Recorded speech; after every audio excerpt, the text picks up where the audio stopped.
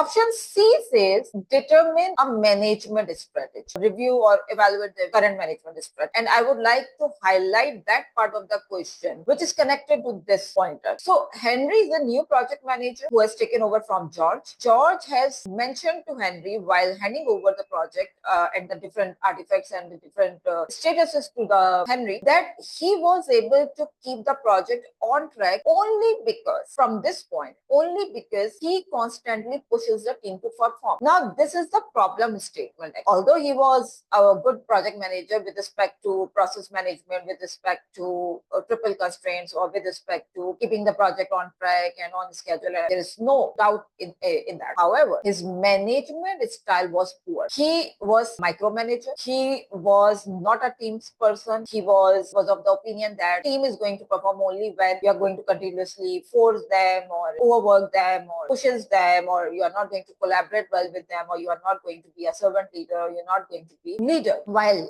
performing the role of a manager. So he is not of that, because this statement is actually suggested. And if we follow the PMI standard to solve the scenario, we never ever would appreciate this fact. Of course, as a project manager, we are supposed to be keeping the project on schedule, on budget, within scope baselines and all. Definitely, we are expected to do that. But at the very same time, we are supposed to be a leader while performing the role of a project manager. And when you consider yourself as a leader, apply certain leadership traits like conflict management and decision making and mentoring and coaching and team management and team development and like different aspects where emotional intelligence, that part is missing from the George strategy to manage this project. Based on this line or this statement in this question, the very relevant choice, I would not say the only good choice, because we have A and B as well, which are also good in this scenario, but the most relevant choice in this situation or because of this statement is C. Because if you already know that a person you are taking over from is not managing the team or the people